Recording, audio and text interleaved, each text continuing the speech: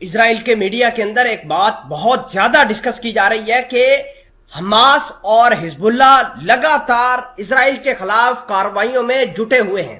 خبر یہ ہے کہ حزب اللہ نے 1.5 لاکھ سے زیادہ میزائلیں نکال لی ہیں، اور حسن نصر اللہ نے ایک پریس کانفرنس کے اندر یہ بھی کہہ دیا کہ ہم اسرائیل کے اوپر بہت زیادہ طاقت کے ساتھ حملہ کریں گے۔ اب بات یہ ہے کہ بینی گینٹس جو کہ ان کے جنگوں کے دفاع کے وزیر ہیں اسرائیل کے، وہ لگاتار حزب اللہ کو، حماس کو، اس کے علاوہ ایران کے جنگجوؤں کے خلاف کارروائیوں کے لیے اپنی فوج کو تیار کر رہے ہیں، مینٹلی اپنے لوگوں کو تیار کر رہے ہیں کہ لوگ جو ہیں وہ تیار رہیں کس طرح کے کرائسس آنے والے دنوں کے اندر ہے۔ نہ صرف ان کی گورنمنٹ کو، لوگوں کو، ان کی اکانومی کو فیس کرنے پڑیں گے۔ یہ بالکل ایسا ہی ہے کہ یہ معاملات جنگ کی طرف جا رہے ہیں، اور جتنے ہتھیاروں کی اب بات کی جا رہی ہے یہ سارے وہ ہتھیار ہیں جو اسرائیل کے کونے کونے کو برباد کر سکتے ہیں۔ خیر، تمام تر چیزیں آج کی اس ویڈیو میں ڈیٹیل کے ساتھ ڈسکس کریں گے کہ ایسی وجہ کیا ہے، کیوں لگاتار حملے ہو رہے ہیں، کیوں لگاتار گراؤنڈ سیٹ کیے جا رہے ہیں تاکہ چیزیں جنگ کی طرف جائیں۔ چھوٹی سی گزارش ہے کہ آپ ہمارا یوٹیوب چینل حسنات ٹی وی کو سبسکرائب کر کے پاس موجود گھنٹی کے نشان کو دبا لیں تاکہ لیٹسٹ نیوز آپ تک پر وقت پہنچتی رہے۔ IDF sees reasonable possibility of clash with حزب اللہ over gas dispute۔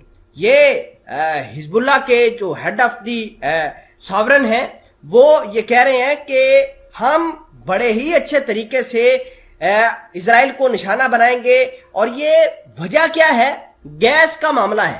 گیس جو کہ کارش آئل فیلڈ کے اندر گیس کے بھنڈار ہیں، اس نے اسرائیل کے اوپر قبضہ کیا ہے۔ اسرائیل کی گورنمنٹ کا یہ کہنا ہے کہ یہ ڈسپیوٹڈ ایریا نہیں ہے کارش کا، بلکہ یہ تو اسرائیل کی اپنی پراپرٹی ہے، اسرائیل کے واٹر ٹیریٹوریل کے اندر آتا ہے۔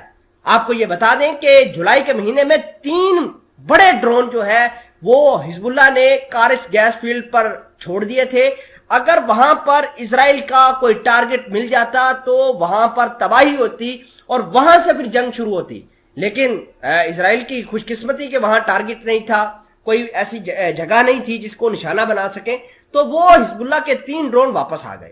خیر، خبر یہ بھی ہے کہ یہ جو کارش آئل فیلڈ کا معاملہ ہے یہ تقریباً 90% پورا ہو گیا ہے، اور 1.5 ماہ کے اندر جو ہے یہ ڈیل مکمل ہو جائے گی۔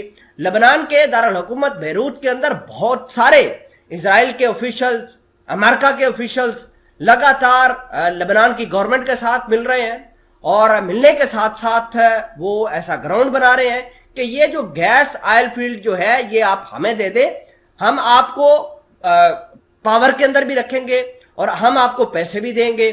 خبر یہ ہے کہ حزب اللہ اس تمام تر کہانی کو اچھے سے دیکھ رہا ہے۔ وہ نہ صرف اپنے ملک کی گورنمنٹ کے خلاف کام کر رہا ہے بلکہ امریکہ اور اسرائیلی جو گورنمنٹ ہے اس کے خلاف بھی کام کر رہا ہے۔